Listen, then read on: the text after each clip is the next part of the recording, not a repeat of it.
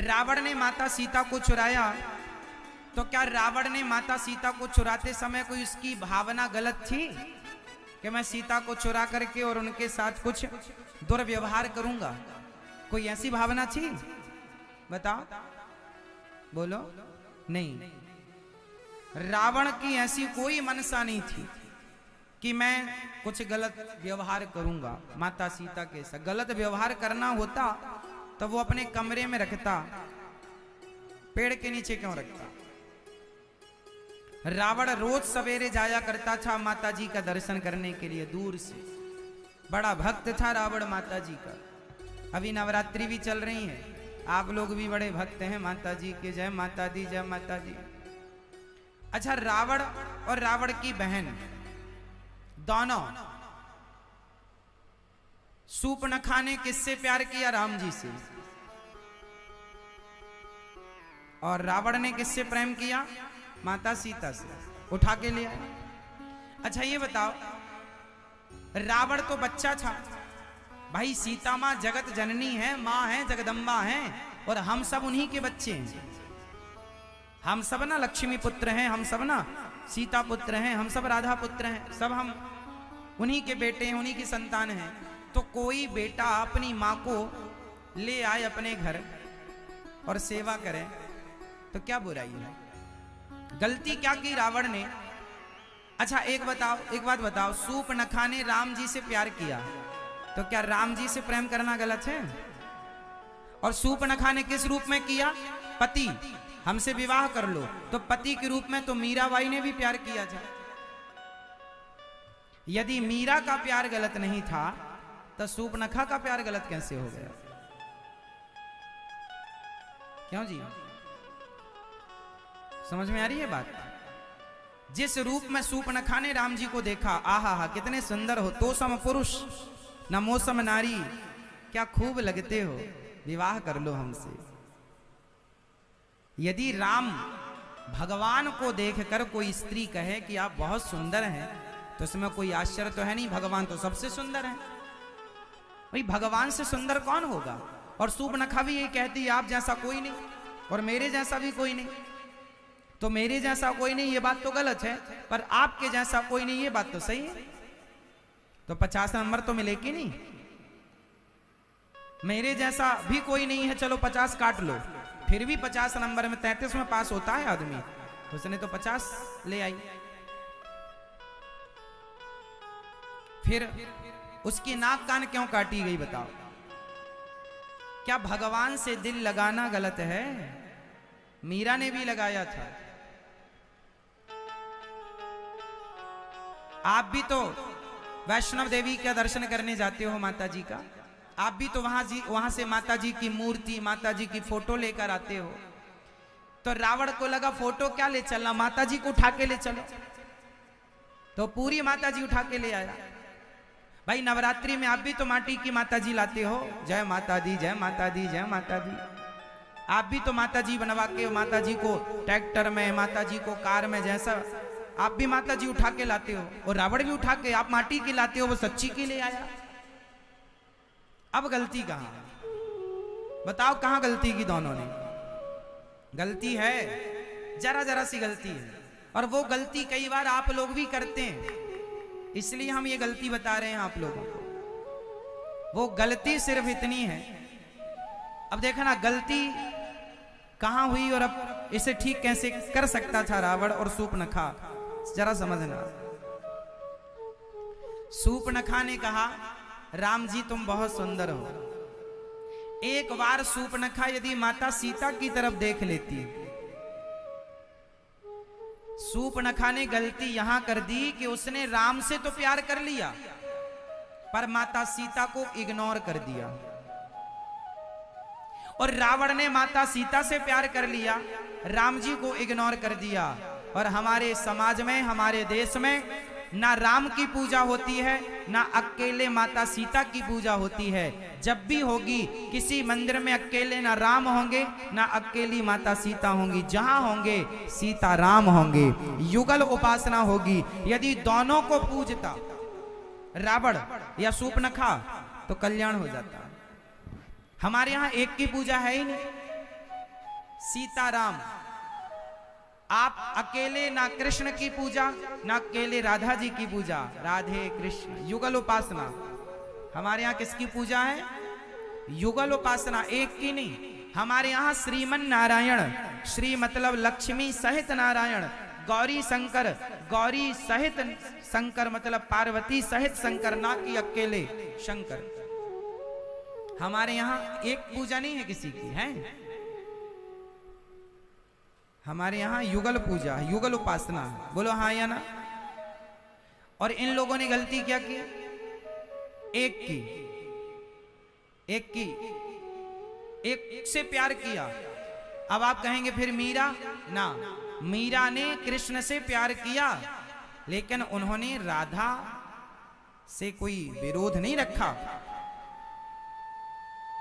जबकि सूर्पनखा ने राम से तो प्यार किया, पर माता सीता के प्रति इतना विरोध रखा कि बाद में जाके रावण को भड़काया माता सीता को लेके कि अरे बड़ी सुंदरी है, तुम उठा के ले आओ। भाई सूर्पनखा ने ही तो रावण को भड़काया कि कोई उनके संग स्त्री है, बड़ी सुंदर है। तो अर्थ क्या निकला? सूर्पनखा को राम से तो प्यार था, पर माता सीता से प्रेम नहीं था। जबकि मीरा को भगवान श्री कृष्ण से प्रेम था, पर राधा रानी से भी प्रेम था। वो इग्नोर नहीं करती, नहीं जी, वो जानती हैं कि राधा राधा है और कृष्ण कृष्ण है और मीरा मीरा है। हम तुच्छ प्राणी भक्त हो सकते हैं और उनके हो सकते हैं। ये मैंने पिछले जन्म भी सुनाया है मीराबाई का, कि मीरा पिछले जन्म में कौन थी। फिर वही सूर्पनखा, अच्छा देखो भगवान की भक्ति व्यर्थ नहीं जाती, आपको पता है। वही सूर्पनखा जिसको राम से प्यार हो गया था, उसी सूर्पनखा को फिर राम जी मिले हैं बाद में। जब राम रावण का युद्ध हो गया, रावण मर गया, तो वही सूर्पनखा फिर द्वापर युग में जन्म लेती है। त्रेता की सूर्पनखा द्वापर में कुब्जा बनकर आई और फिर भगवान ने कुब्जा को दर्शन देकर चंदन लेकर उससे उसका मनोरथ पूरा किया था। तो भगवान कहते हैं नमे भक्त्या प्रणश्यति, मेरा भक्त किसी भी प्रकार से हो। चलो कोई यदि रावण जैसा एक कोई भजे तो भी चलो उसको ख्याति तो नहीं मिलेगी भक्तों जैसी, लेकिन सम्मान नहीं मिलेगा भक्तों जैसे, पर दुर्गति नहीं होगी। रावण की भी दुर्गति नहीं हुई, रावण की भी भगवान ने परम गति की, सूर्पनखा भी परम गति को प्राप्त हुई। भगवान से जुड़ा कोई भी हो, चाहे शिशुपाल ही क्यों ना हो, 100 गालियां भी देता हो, पर भगवान ने अंत में उसकी भी सदगति ही की। दुर्गति तो किसी की संभव ही नहीं है कि भगवान से जुड़ा कोई अधोगति को प्राप्त हो जाए। हाँ, समाज में उसका नाम श्रेष्ठ लोगों में है या अधम लोगों में है, वो अलग सब्जेक्ट हो सकता है, पर गति अधम नहीं हो सकती, अधोगति नहीं हो सकती। तो हनुमान जी, तो आपने क्या सीखा कि हमें युगल उपासना करनी चाहिए। किसकी उपासना? जोर से। इसलिए अकेले राम नहीं, अकेले सीताराम सीताराम सीताराम सीताराम, अकेले कृष्ण नहीं, श्री कृष्ण। श्री मतलब राधा। आपने श्री लगा दिया तो क्या हो गया? राधा। श्रीमन्नारायण, श्रीमन्नारायण, अकेले नारायण नारायण नहीं, श्रीमन्नारायण श्रीमन्नारायण। श्री मतलब लक्ष्मी सहित नारायण। युगल उपासना।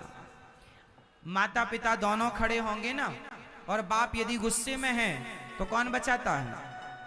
बस यही है कि यदि हम अपराधी भी हैं बड़े बड़े करोड़ों जन्म के, और कोई अपराध के कारण यदि भगवान ने हमसे नजरें फेर ली, तो राधा रानी कहेंगी कि ये मेरा भक्त है, प्रभु स्वीकार कर लीजिए।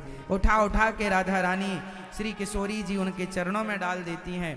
दयामयी माँ है, तो माँ को कैसे भूल जाएंगे हम?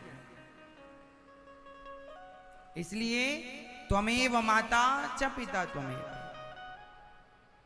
समझ रहे हैं बात को? इसलिए हनुमान जी चले, पूरे लंका में खोजा कोई नहीं मिला, पर एक भक्त का घर मिल गया लंका में, पूरी लंका में। उनका घर कैसा था? हनुमान जी को कैसे पता लगा कि ये लंका में कोई भक्त का घर है? आप बताओ। हनुमान जी को ये कैसे पता लगा कि ये किसी भक्त का घर है?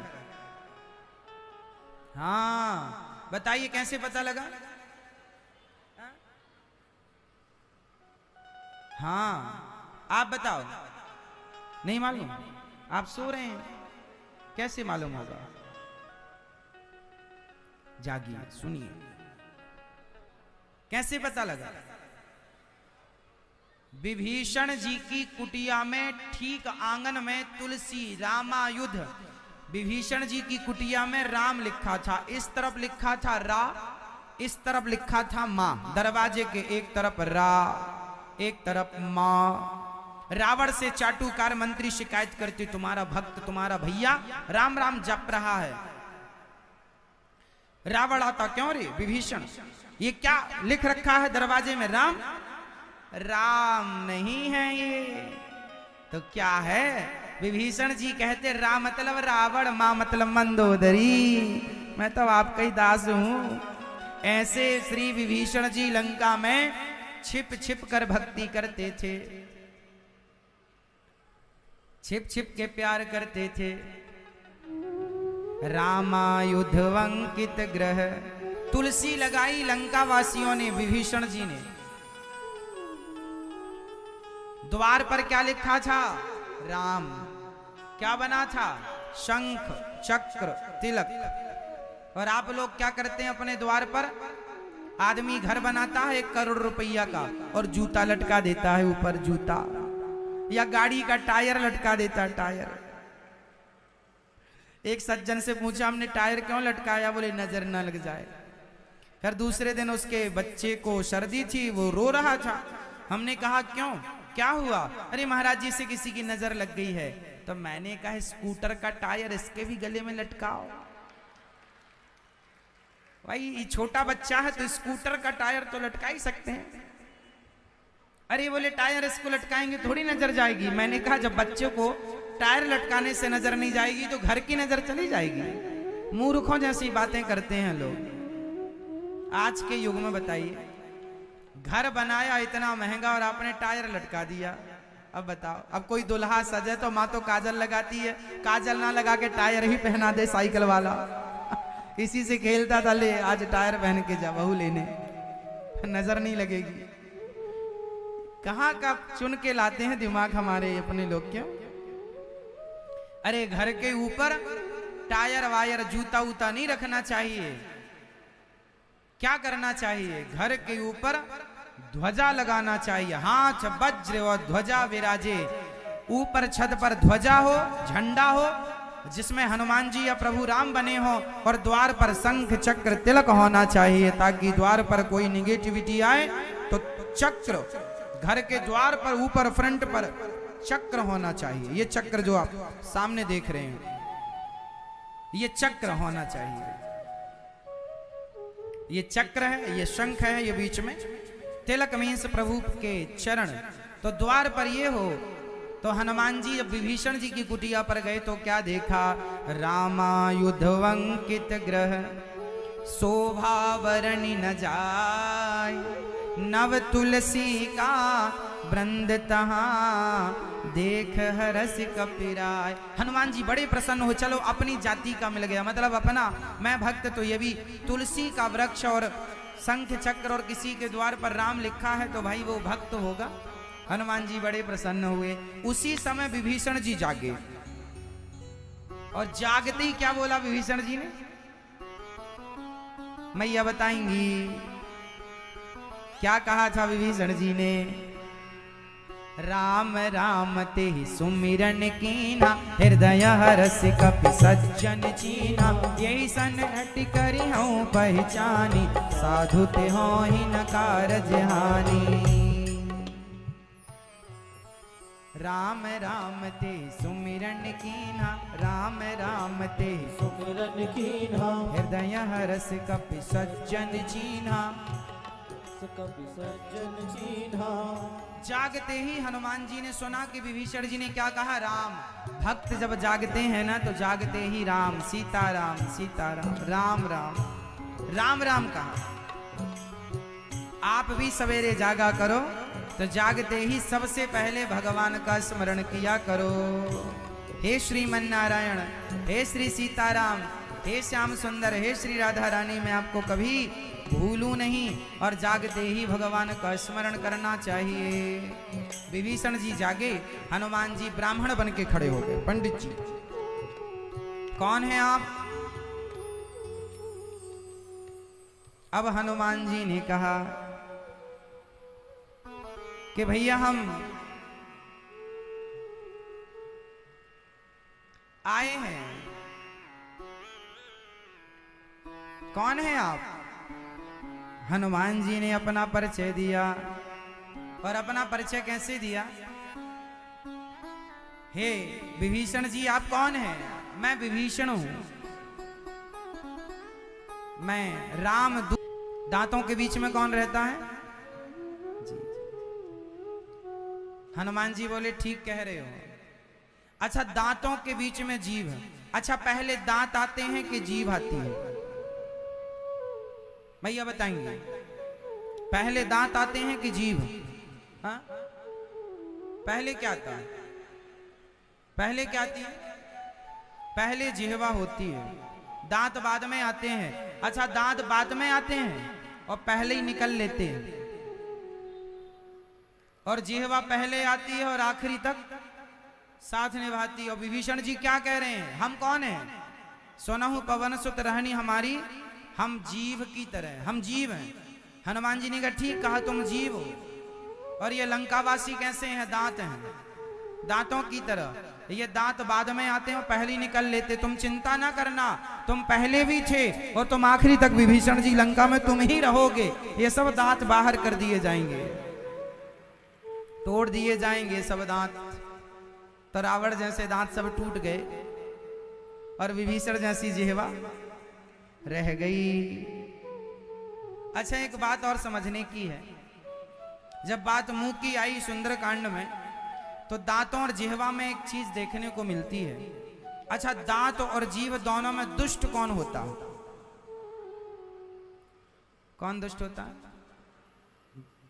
दांत बड़े दुष्ट होते हैं, जीभ को काट देते हैं।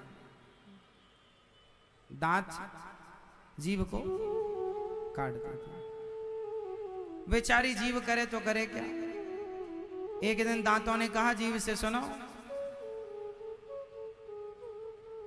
हम तुम्हें काट देंगे, टुकड़े टुकड़े कर देंगे तुम्हारे। जिह्वा को गुस्सा आ गए, देखो दांत भाई साहब ज्यादा बकबक ना करो, हम कुछ बोलती नहीं है, इसका मतलब ये कुछ भी बोलोगे। ये सही है कि तुम 32 हो, हम अकेले हैं, पर हम चाहें तो तुम 32 को बाहर करा सकती हैं। दांत बोले ये तो बड़ी बात कह रही हो, हम तुम्हें आओ जरा हमारे इलाके में, ना काट दें तो कहना। जिह्वा बोली ठीक है, तुम कराओ अच्छा बाहर हमें, दांतों को गुस्सा आ गया। तो जिह्वा ने क्या किया? जो मिले उसी को गाली देना शुरू किया। अब जिसे गाली दे तो लोगों को लगा पागल हो गया, तो मुंह पे ही मारे एक ठूंसा, और ठूंसा मारे तो 2-3 दांत बाहर। अब दांतों की पूरी मंडली घबराई, अरे भगवान 3 गए। और दूसरे को गाली मिली तो उसने भी मारा 3, फिर नीचे के गए, 6 नंग गए। अब जिह्वा बोली और अभिमान करोगे, पूरे बाहर करवा दूंगी, ये डाढ़े तक ना बचेंगी। और दांतों ने शरणागति ग्रहण की, जिह्वा महारानी अब ना बको, नहीं बिगड़ना तुम्हारा, गाली तुम देती हो, पिटते हम हैं। तो दांत दुष्ट हैं, जिह्वा बड़ी सज्जन है।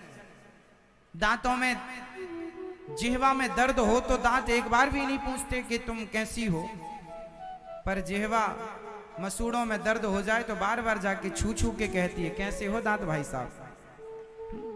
मसूड़ों में दर्द हो जाए तो दांत के पास कौन जाता है? तो ये जिह्वा बड़ी सज्जन है। इसलिए दुष्ट दांत भले जीव को काट दें, पर जिह्वा अपनी सज्जनता का स्वभाव नहीं छोड़ती। दुष्ट अपनी दुष्टता नहीं छोड़ता, तो सज्जन को अपनी सज्जनता कभी नहीं छोड़नी चाहिए। ये हमें दांतों और जिह्वा से सीख लेना चाहिए कि दांत हैं दुष्ट, वो अपनी दुष्टता नहीं छोड़ते काटना, तो जिह्वा अपनी सज्जनता भी दुष्ट दुष्टता ना छोड़े तो हमें भी अपनी सज्जनता नहीं छोड़नी चाहिए। विभीषण जी ने कहा हनुमान जी आपका परिचय क्या है? तब हनुमंत कही सब राम कथा निज नाम, सुनत जुगल तन पुलक मन, मगन सुमिर गुण ग्राम। हनुमान जी से जब कोई पूछता कि आपका परिचय क्या है, आपका परिचय क्या, हनुमान जी कहते हमारा कोई परिचय नहीं, हमारा परिचय नहीं। तब हनुमंत कही सब राम कथा, राम की कथा ही मेरा परिचय है, इसलिए राम के बारे में जान लो, मेरे बारे में जानने की। हनुमान जी अपने आप को छिपा के रखते हैं। विभीषण जी ने क्या कहा? अब मोहि भा भरोसे हनुमंता, ओ बिनु हरि कृपा मिलहि नहीं संता। अब मोहि भा, मुझे बड़ा भरोसा हो गया है कि बिना संतों की कृपा के भगवान नहीं मिलते। विभीषण जी को राम जी मिले तो हनुमान जी की कृपा से। हनुमान जी जैसे संत, जीवन में संत का पदार्पण ना हो, संत और गुरुजन ना हो तो भगवान को पहचानना बड़ा कठिन है। संतों के द्वारा भगवान की पहचान मिलती है कि ईश्वर है ऐसे। हमें नहीं पता था कि भगवान का स्वभाव कैसा, जब हमने गुरुजनों से सत्संग किया तो जाना कि अरे भगवान तो बड़े दयालु हैं। भगवान कितने दयालु हैं। पूतना मारने आई थी, जहर पिलाने भगवान ने तार दिया, इतने दयालु हैं। हे राम तुम बड़े दयालु हो, हे राम तुम बड़े दयालु हो। विभीषण जी ने कहा क्या राम जी हम पर दया करेंगे?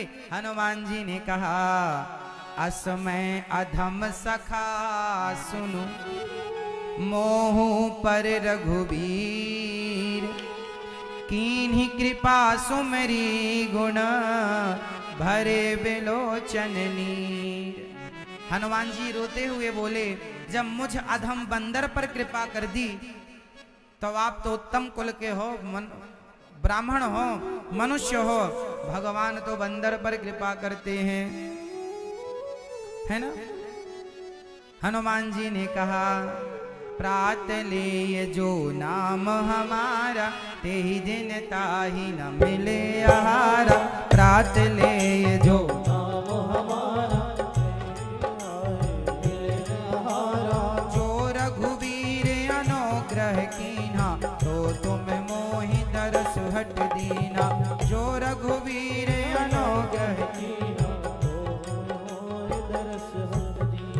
श्री राम जय राम जय जय राम, श्री राम जय राम जय जय राम। सुनहु विभीषण प्रभु के रीति, करहि सदा सेवक पर प्रीति। श्री राम जय राम जय जय राम, श्री राम जय राम जय जय राम। कहु पवन सुत परम कुलीना, कपि चंचल सबहि विधिहीना। प्रात ले जो नाम हमारा, ते दिन ताहि न मिले आहारा। श्री राम जय राम जय जय राम, श्री राम जय राम जय जय राम। श्री राम जय राम जय जय राम, श्री राम जय राम जय जय राम। अच्छा समझिएगा, सुनहु विभीषण प्रभु के रीति, करहि सदा सेवक पर प्रीति। भगवान किस पर प्रेम रखते हैं, किससे प्रेम करते हैं बताओ? सेवक पर। और सेवक कौन है? सेवक कौन है? सेवक वो है जो सेवा करता है। इसलिए हमें क्या बनना चाहिए? सेवक। हनुमान जी ने क्या किया? प्रभु की सेवा की। जाओ सीता माँ का पता लगाओ, आज्ञा का पालन करना क्या है? सेवा है। हनुमान जी ने सेवा की, तो सेवा करते रहिएगा। किसी भी रूप में प्रभु मिल सकते हैं। माँ की सेवा, पिता की सेवा, बुजुर्गों की सेवा, गुरुजनों की सेवा। सेवा से ही प्रभु का दर्शन होगा। सेवा करते रहो। असमय अधम सखा सुनो, अच्छा, हनुमान जी कह रहे हैं मैं अधम हूं, मेरे पर भी कृपा की। अच्छा बताओ, हनुमान जी अधम है कि नहीं? हनुमान जी अधम है कि नहीं? बोलो हाँ या ना। हनुमान जी अधम है कि नहीं? नहीं। फिर वो क्यों कह रहे हैं अपने आप को अधम? जब हनुमान जी अधम नहीं है तो अपने आप को अधम क्यों कहा जा रहा है? क्यों? आपके लिए, जो आप लोग किसी से मिलते हैं तो आप सिर्फ अपनी तारीफ करते हैं, अपने गुणगान गाते हैं, मैं ऐसा मैं वैसा, मुझे नहीं जानते, मैं ये। हनुमान जी कितने सरल हैं, इतने बड़े हैं, इतने लाडले हैं राम जी के, पर क्या कहते हैं? असमय अधम सखा सुनो, मोहू पर रघुवीर कीन्ही कृपा। मुझ अधम पर कृपा कर दी, मुझ अधम पर, तो आप पर क्यों नहीं करेंगे? भरे बिलोचन नीर, हनुमान जी रो पड़े, उनकी दया को याद करके, राम जी की दया करुणा को याद करके। समझ रहे हैं आप लोग? जो अपने मुंह से अपनी तारीफ करे, अपनी बड़ाई करे, अपनी प्रशंसा करे, उसे अधम कहा गया है। पर हनुमान जी कहते हैं मैं तो अधम हूं। अपने मुंह से आपन मुक्ते आपन करनी, अपने मुंह से अपनी बड़ाई नहीं। बड़े श्रेष्ठ लोग कौन हैं?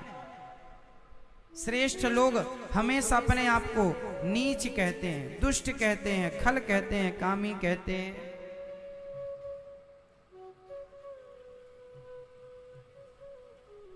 मौसम कौन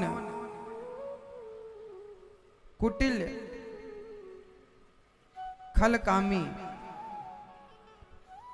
सूरदास जी ने एक पद गाया, मौसम कौन कुटिल खल कामी, जेहि तनु दियो ताहि बिसरायो, ऐसो नमक हरामी। मौसम कुटिल कौन खल कामी। सूरदास जी कह रहे हैं मेरे समान कौन कुटिल है, खल कामी है। जेहि तनु दियो ताहि बिसरायो, ऐसो नमक हरामी। मैं नमक हरामी हूं, सूरदास जी कह रहे हैं। भरी भरी उदर विषय को धावो, जैसे सूकर गामी। हरिजन छाणी हरि विमुखन की, निस दिन करत गुलामी।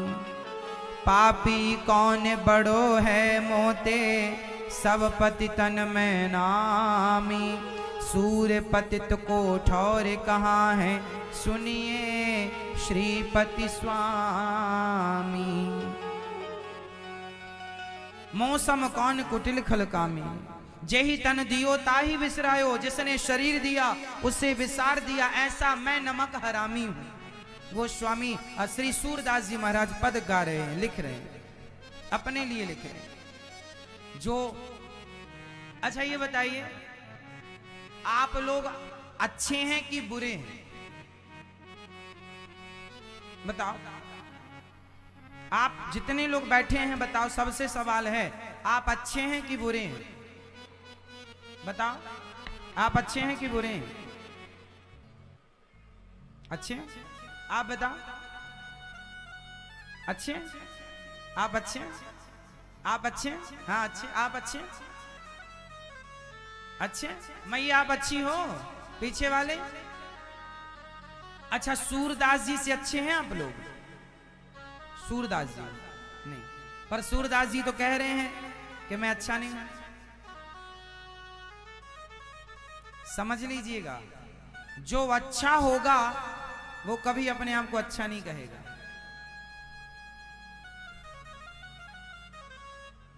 जो अच्छा होगा वो अपने आप को अच्छा नहीं कहेगा। आप अपने आप को अच्छा मत कहिए, जमाना आपको अच्छा कहेगा। आप अपने आप को अच्छा ना कहिए, आप अपने आप को सबसे घटिया बताइए, मैं सबसे घटिया हूं। सबसे बढ़िया है भगवान, सबसे घटिया है हम। बुरा जो देखन मैं चला, बुरा न मिलिया कोई, जो दिल खोजा आपुना, हमसे बुरा ना। सबसे बुरा कौन? हम। गोस्वामी तुलसीदास जी अपने आप को बुरा कहते हैं, मैं अधम हूं।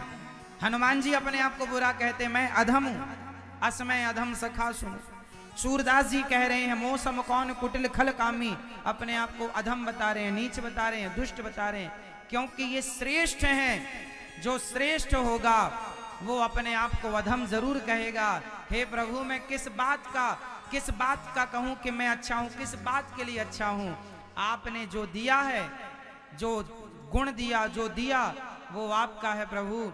मेरे अंदर तो कितनी सारी गंदगी भरी पड़ी है, काम, क्रोध, लोभ, मोह, अभिमान। यदि ये सब कंट्रोल में है तो मेरे बदौलत नहीं, प्रभु की कृपा के बल पर कुछ कंट्रोल है, वरना ये सब आपा खो बैठने वाली चीज है। इसलिए अपने आप को तुच्छ कहिए, श्रेष्ठ नहीं। श्रेष्ठ तो प्रभु हैं और हम सबसे बुरे, सबसे बुरा। आप किसी सभा में कह दीजिए कि मैं सबसे अच्छा हूं, तो लोग आपको अभिमानी कह देंगे। और आप कहीं कह दीजिए कि मैं सबसे बुरा हूं, तो क्या होगा? ये आपकी उदारता मानी जाएगी।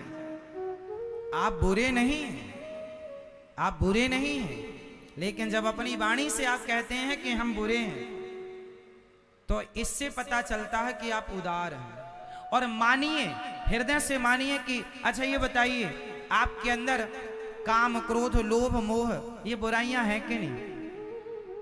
बोलो हाँ। आपने काम को जीत लिया क्या? आपने क्रोध को जीत लिया क्या? आपने लोभ को जीत लिया क्या? फिर तो हम बुरे ही हैं। इसलिए प्रभु से कहो, हे प्रभु, हम सबसे बुरे, सबसे अधम, सबसे नीच। हे प्रभु, आप कृपा करिए, हमारी ये बुराइयां कुछ कम हो, हम पर आप अनुग्रह कीजिए, हम पर आप दया कीजिए। अब विभीषण जी ने कहा, हनुमान जी ने कहा कि बताइए मेरी माँ जानकी जी कहाँ हैं? तब कहा चले जाइए वहां शोक वाटिका में, वहां आपको सीता माँ के दर्शन हो जाएंगे। हनुमान जी ने माता सीता को देखा और देखी मन ही मन कीन्ह प्रणामा, प्रणाम किया और पेड़ पर हनुमान जी चढ़ गए। और माता सीता कैसे बैठी हैं? निज पद नयन दिए मन, राम पद कमल लीन, परम दुखी भा पवन सुत, देखी जानकी दीन। निज पद नयन दिए मन। माता सीता अपने पांव को देख रही हैं और दुखी हैं। अच्छा, माता सीता अपने पांव को क्यों देख रही हैं? निज पद नयन दिए मन, अपने चरणों को देख रही हैं और दुखी हैं, रो रही हैं माता सीता। हनुमान जी देख रहे हैं कि माता जी रो रही हैं। अच्छा, माता सीता ने अपने ही चरण को देखकर दुखी क्यों हो गई? इसलिए दुखी हो गई क्योंकि आपको आज शायद बता दूं कि माता सीता के चरण जो हैं, माता सीता का जो दाहिना चरण है वही प्रभु राम का बायां चरण है, और जो माता जानकी का बायां चरण है वही प्रभु राम का दायां है। मतलब राम जी के चरणों में चिन्ह है, धनुष का निशान है, चक्र का निशान है, ध्वज का निशान है, मीन मछली का चिन्ह अंकित है। भगवान के चरण देखे कभी आपने? फोटो राम जी के चरण देखे कभी आपने? प्रभु राम के, प्रभु भगवान के चरणों में शंख, चक्र, गदा, पद्म, मीन, ध्वज, ये सब चीजें होती हैं। और ये सब चीजें इसलिए जो प्रभु राम के इस चरण में जो चिन्ह अंकित हैं वही माता जानकी के दूसरे चरण में है। मतलब राम जी के दाएं पांव में जो चिन्ह है तो माता सीता के बाएं पांव में। तो माता सीता अपना चरण देखती हैं और अपने चरणों को इसलिए देखती हैं कि मैं अपने चरणों को देखूंगी तो क्योंकि मेरे चरणों जैसे राम जी के चरण हैं, तो वो अपने चरणों में ही प्रभु राम के चरणों का दर्शन कर रही हैं। अलट पलट लो तो हो गया, प्रभु के चरण हो गए। इसलिए निज पद नयन दिए मन, राम पद कमल लीन, परम दुखी भा पवन सुत, देख जानकी दीन। कैसी बैठी हैं माता, माता जी बैठी कैसी हैं?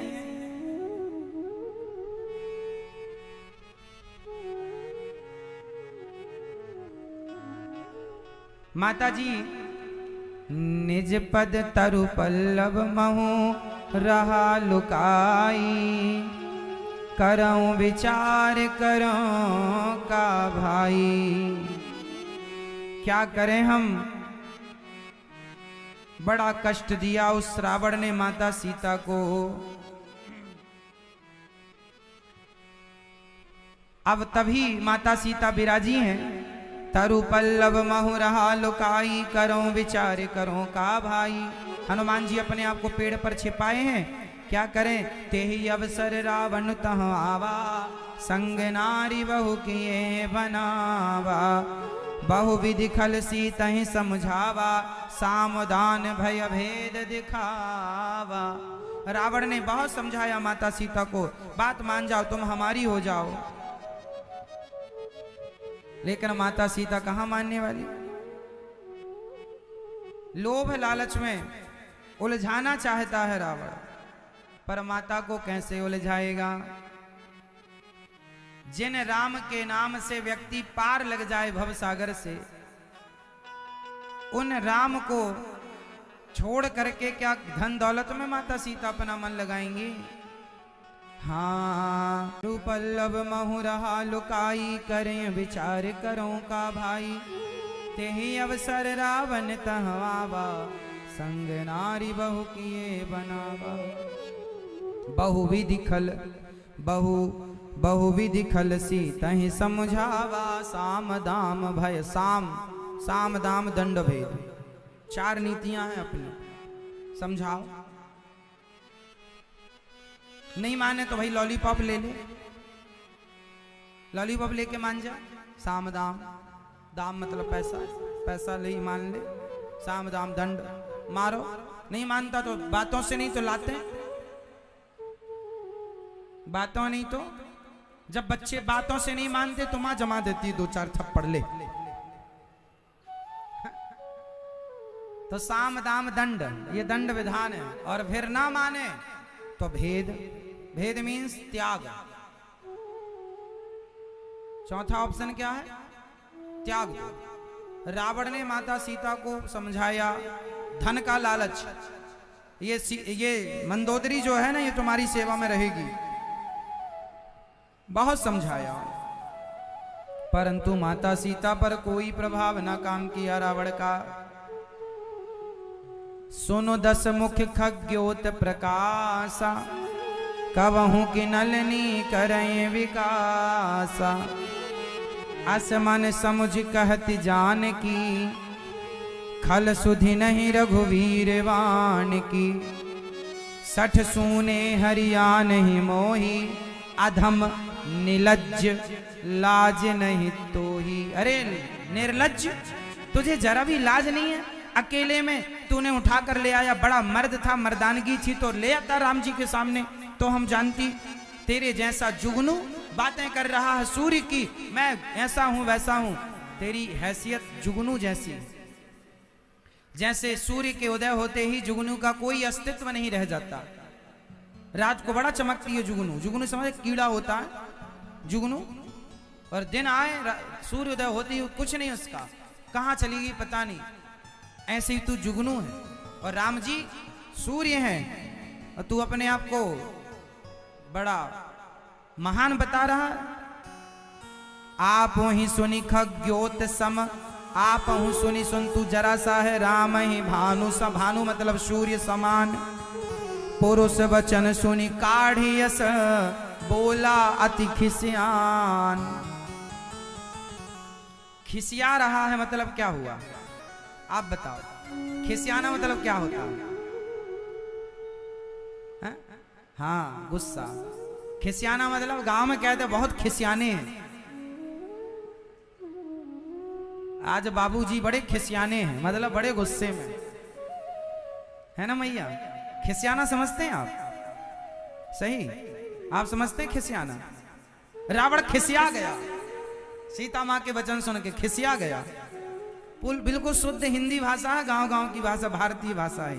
खिसिया गया, बोला अति खिसियान।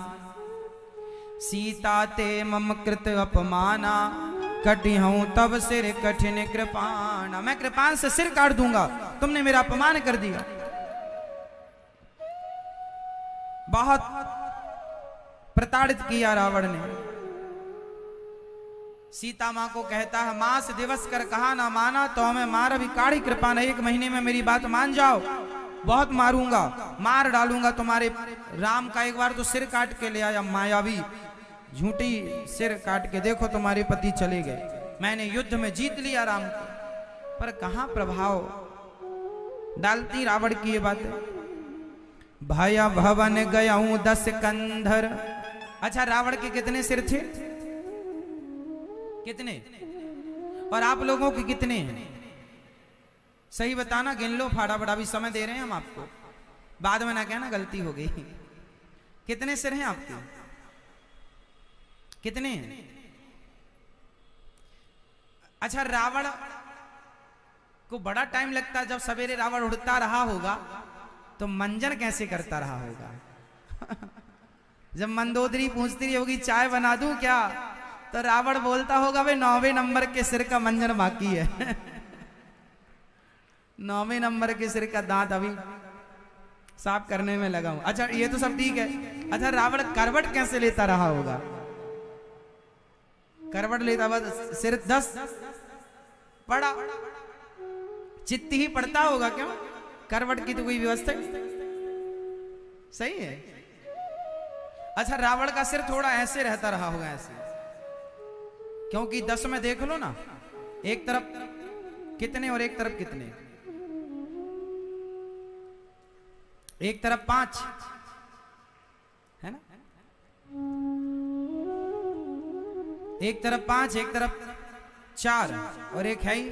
तो जिस तरफ 5 रहते रहोगे थोड़ा ऐसा, बड़ी समस्या होती रही होगी। क्या कंघी कैसे करता रहा होगा? तेल कैसे लगाता रहा होगा बालों में? समस्या ही है मैया। अच्छा था मोबाइल नहीं चलता था उस समय पर, नहीं किस कान में लगाता अपना मोबाइल।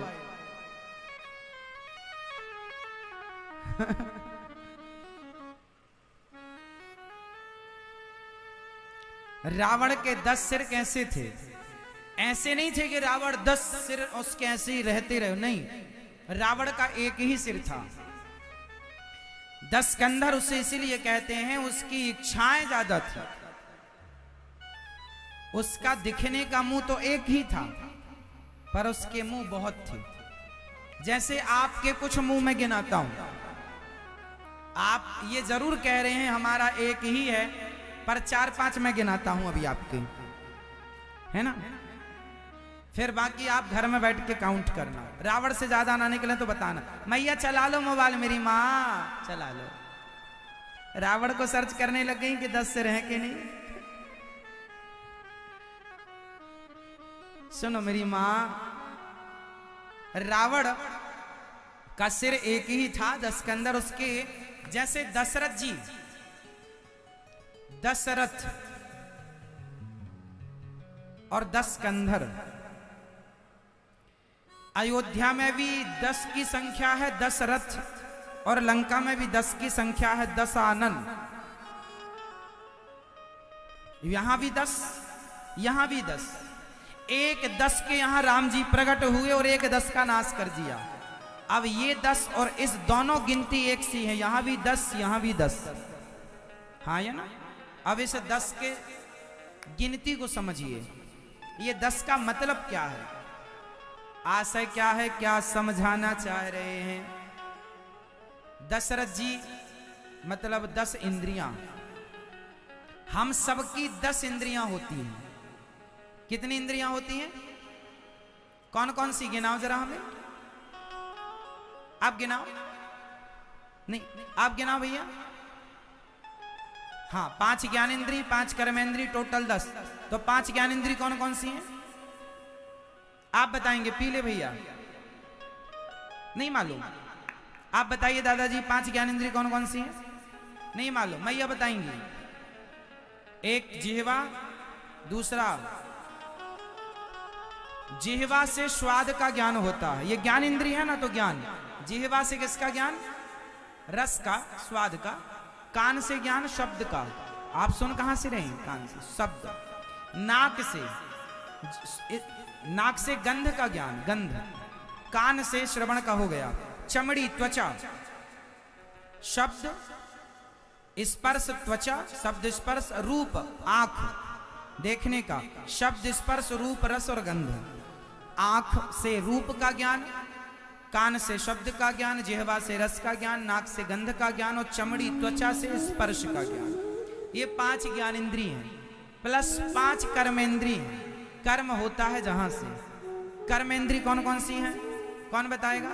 ये मैया बताएंगे। पीछे वाली, पीछे वाली मैया बताओ, कर्मेंद्रिय कौन कौन सी हैं?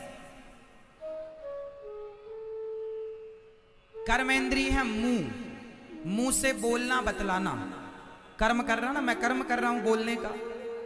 पहला मुंह कर्मेंद्रिय, दूसरा हाथ, कर्म होता हाथ से लेना देना। तीसरा पांव, चलना फिरना, कर्म, हाँ या ना। चौथा मूत्र द्वार और 5वां मल द्वार, मल मूत्र का विसर्जन जहां से होता। ये 2 गुप्त इंद्रिय, टोटल 5 कर्मेंद्रिय, 5 ज्ञानेंद्रिय प्लस टोटल हुआ 10। तो अयोध्या में भी 10, लंका में भी 10, आपके भीतर भी 10, हमारे भीतर भी 10।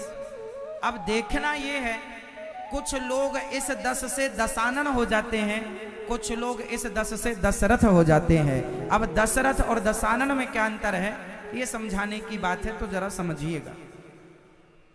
दशरथ किसे कहते हैं और दशानन किसे कहते हैं? जिनकी ये 10 इंद्रियां, आपकी इंद्रियां यदि बहिर्मुखी हैं तो आप हो गए। अब आप बताइए, यदि आपकी आंखें अपनी पत्नी के अतिरिक्त भी उसी पत्नी भाव से किसी और स्त्री को देख रही हैं, तो आपकी इंद्री सही रास्ते पर चल रही है कि गलत? जोर से। आपकी पत्नी के अतिरिक्त भी आप उसी भाव से किसी और को देखें तो आपकी इंद्री आपको गलत। ये इंद्री कैसी हो रही है? ये बाहर भाग रही है कि भीतर? और इसी आंख से पत्नी के साथ रहते हुए जो अपनी आंखों से परमेश्वर को देखने लग जाए, उसकी इंद्री बाहर नहीं भाग रही, उसकी इंद्री भीतर जा रही है, भीतर बैठे परमात्मा को देख रही है। जिसके कान दुनिया के प्रपंच में लगे हों तो ये कर्ण इंद्री जो है, श्रवण इंद्री जो है, ये बहिर्मुखी हो जाएगी। और यही कान जब प्रभु की कथा से जुड़ जाएंगे तो यही कान अंतर्मुखी हो जाएंगे। एक बहिर्मुखी जो बाहर देखे, एक अंतर्मुखी जो भीतर देखे, प्रभु को देखे, प्रभु को सुने। जो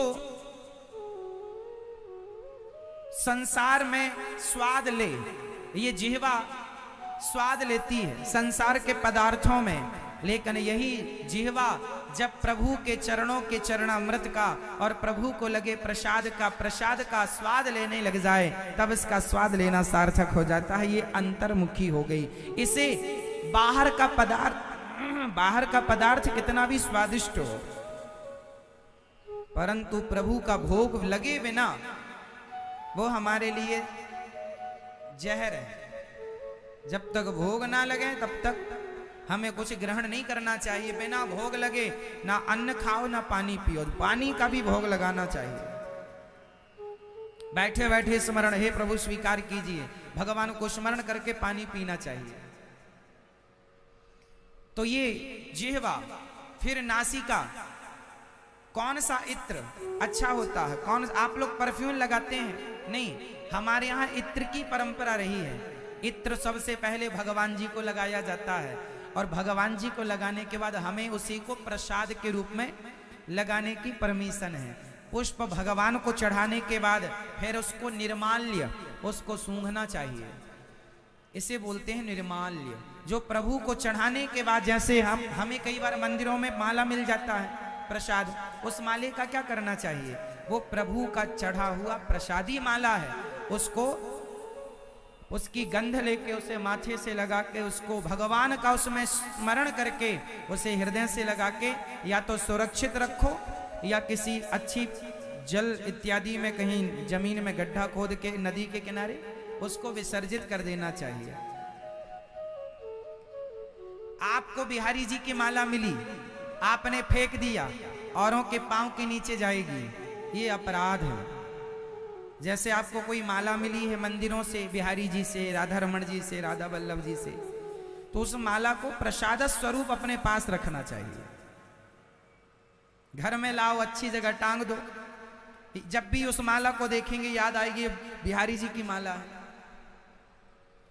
सूख जाएगी तो भाई लिपटा के पॉलीथिन में रख दोगे तो सड़ जाएगी, और खुले में टांग दोगे तो सूख जाएगी। तो सूखे के बाद भी आप उसका दर्शन कर सकते हैं, सड़ने के बाद तो फिर वो काम की नहीं रहेगी। कोशिश करो कि वो सूख जाए, फिर उसका दर्शन होता रहे। टांगो, एक घर में, इतना बड़ा घर है, थोड़ा स्थान बनाओ कि कहीं मंदिर वंदिर जाएंगे, और प्रसादी कभी तो मिलती नहीं है, भाग्य से मिल जाती कभी कभी, तो उसको संजो के रखना चाहिए, और आपको नहीं तो फिर विसर्जन। तो ये नाक से ये गंध लेनी चाहिए, और चमड़ी स्पर्श किसका करना चाहिए? यदि किसी स्त्री का स्पर्श किसी पुरुष पर स्त्री का स्पर्श यदि ये त्वक इंद्री करती है तो अपराध है। पर यही यदि चमड़ी माँ बाप के चरणों का, गुरुजनों के चरणों का स्पर्श करती है और उनके चरणों की सेवा करती है, तो यही अंतर्मुखी है। तो दशरथ जी थे अंतर्मुखी और रावण था बहिर्मुखी। तो अंतर्मुखी दशरथ जी के घर राम प्रकट हुए। जिनका मन अंतर्मुखी हो जाता, जिनकी इंद्रियां अंतर्मुखी हो जाती, उनके यहाँ प्रभु प्रकट हो जाते हैं। और जिसकी इंद्री बहिर्मुखी होती है उसके पास जाके उसका वध कर देते हैं प्रभु राम। तो अब आपको देखना है कि आपकी इंद्रियां कैसी हैं। जिनकी 10 इंद्रियां भीतर हो वो दशरथ है, और जिनकी 10 इंद्रियां बाहर की तरफ हो दशानन है। क्यों जी? जब आप लड़की के पिता होते हैं तो आपका सिर कैसे होता है? लड़के के बाप के आगे। अच्छा जी, अच्छा जी, अच्छा जी, जी जी। और जब आप लड़के के बाप होते हैं तब आपका सिर, बोलो हाँ या ना। जब आपकी गाड़ी को कोई धक्का मार दे तो आपका सिर कैसे होता है? आपका मुंह कैसे होता है जब आप किसी की गाड़ी को धक्का मार दें? Sorry sorry sorry.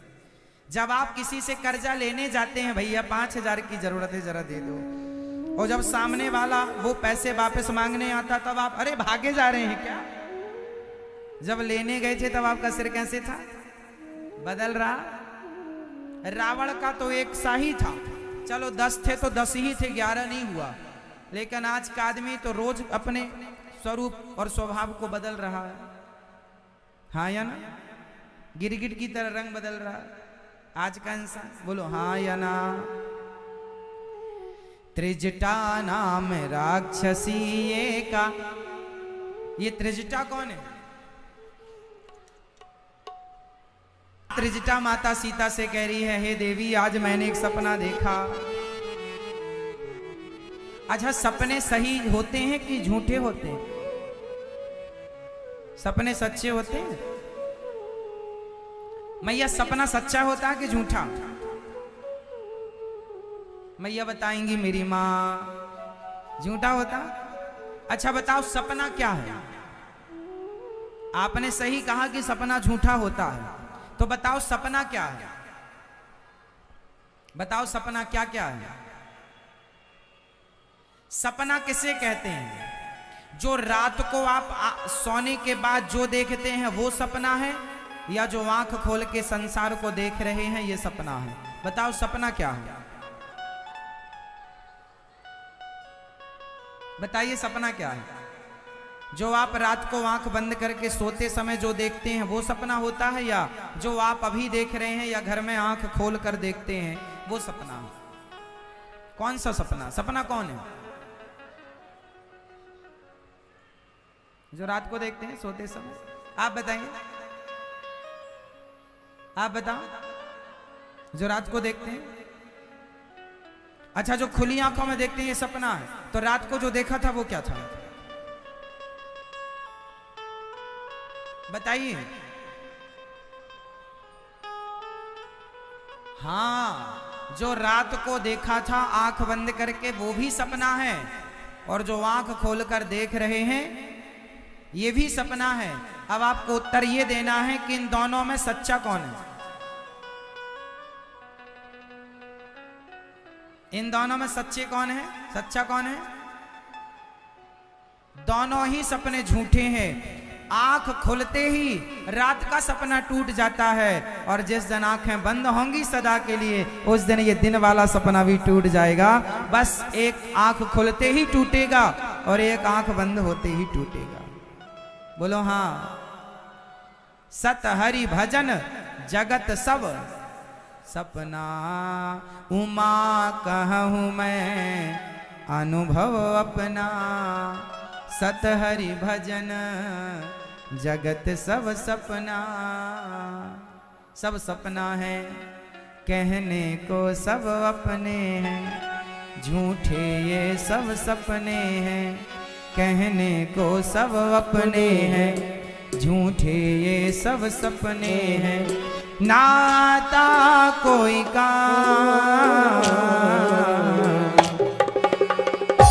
मेरा धन मेरे राम, मेरे राम, मेरे राम, मेरा धन मेरे राम, मेरे राम। कहने को सब अपने हैं, झूठे ये सब सपने हैं। कहने को सब अपने हैं, झूठे ये सब सपने हैं। नाता कोई का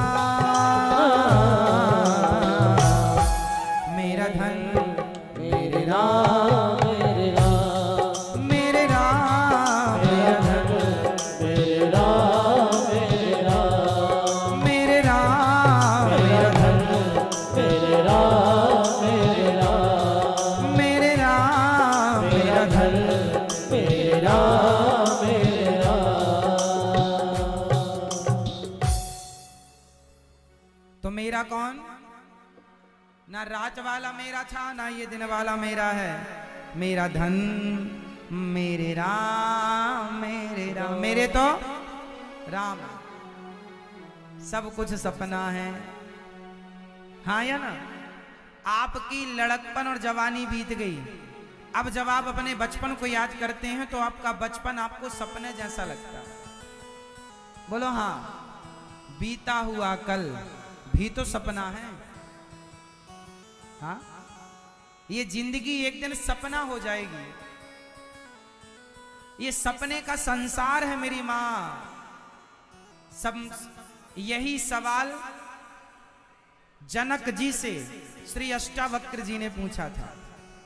नहीं, जनक जी ने पूछा था अष्टावक्र जी से।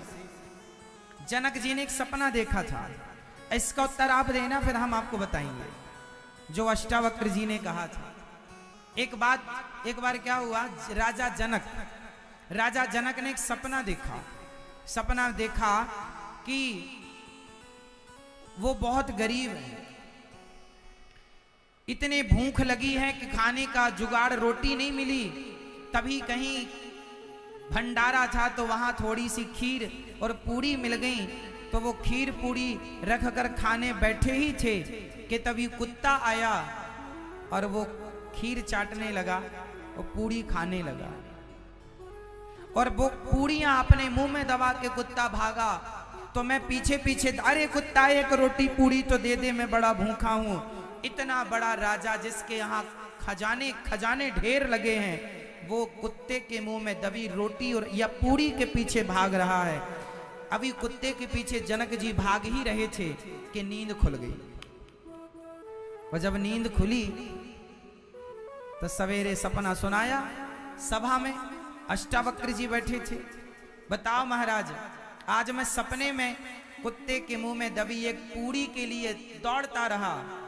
जब मैं आंख खोला तो मैंने देखा मैं तो सम्राट हूं, एक राजा हूं, और आंख बंद थी तो मैं कुत्ते के पीछे एक पूरी के लिए दौड़ रहा था। बताओ कि वो सत्य था जो मैं कुत्ते के पीछे भाग रहा था, या ये सत्य है कि मैं सम्राट हूं? बताइए क्या सत्य है, क्या सत्य है? पीछे मैया, मैया ओ मेरी मैया, कौन सत्य है, रात वाला या दिन वाला, तब वाला या अब वाला, कौन सा? श्री अष्टावक्र जी ने कहा महाराज दोनों ही सपने, दोनों ही झूठे हैं। जो रात को देखा था वो आंख खुलते ही टूट गया, और जिस दिन आपकी आखिरी सांसें चलेंगी और आखिरी बार आंख बंद होगी तो ये जो तुम राजा हो, मैं सम्राट हूं, मैं राजा हूं, ये सपना भी टूट जाएगा। ना कोई राजा है, ना कोई रंक है। इस संसार में हम सब का जन्म प्रभु को प्राप्त करने के लिए हुआ है। यदि भगवान को प्राप्त कर लिया तो आपका सोना जागना जन्म मरण सब सरल, सब सार्थक हो गया। और यदि भगवत प्राप्ति ना हुई, भगवान में मन ना लगा, तो ना सोना, ना जागना, ना धन, ना दौलत, सब कुछ व्यर्थ चला गया। ये शरीर क्यों मिला? ये शरीर बड़े भाग्य मानुष तन पावा, सुर दुर्लभ सत ग्रंथ निगावा। बड़े भाग्य मानुष तन पावा, सुर दुर्लभ सत ग्रंथ निगावा। बड़े भाग्य, इसलिए बड़े भाग्य से मिला है। अब त्रिजटा कह रही है, आज मैंने एक सपना देखा, सपने बानर लंका जारी। आज मैंने सपना देखा सीता के एक बंदर आया है और उसने लंका जला दी। अच्छा, हनुमान जी पेड़ पर बैठे सुन रहे थे। हनुमान जी ने कहा ऐसा तो मेरा कोई प्रोग्राम नहीं था कि लंका। जब हनुमान जी ने त्रिजटा का सपना सुना कि लंका जलाना, हनुमान जी ने, एक बंदर आया लंका जलाया, तब हनुमान जी ने सोचा कि प्रभु राम ने इसके सपने में आकर कहा कि जब गए हो तो फूंक के आना। तो हनुमान जी बोले अब ये राम जी का आदेश है। और त्रिजटा ने एक बात और लगे हाथ कह दी, मेरा जो सपना है वही है सत्य, गए दिन चारी, 2-4 दिन में ही मेरा सपना पूरा हो जाएगा। हनुमान जी ने कहा 2-4, हनुमान जी को लगा चलो राम जी की लीला हो कि मुझे सूचना देने सीता माँ की लेने भेजे हैं, शायद आग लगाने कोई दूसरा आए। पर जब त्रिजटा ने कहा कि 2-4 दिन में दूसरा, 2-4 दिन में ही मेरा सपना सच्चा होगा, हनुमान जी ने कहा फिर 2-4 दिन में तो दूसरा कोई नहीं आने वाला, राम जी मेरे से ही सब काम कराना चाह रहे हैं, अब ये राम जी की आज्ञा है इसलिए अब जलाए चलो राम जी। इसलिए फिर हनुमान जी ने पूरी तैयारी की लंका को जलाने की। अच्छा, हनुमान जी ने लंका जलाई, ये क्या है? हनुमान जी ने लंका नहीं, रावण का घमंड जलाया, रावण का अभिमान जलाया। अब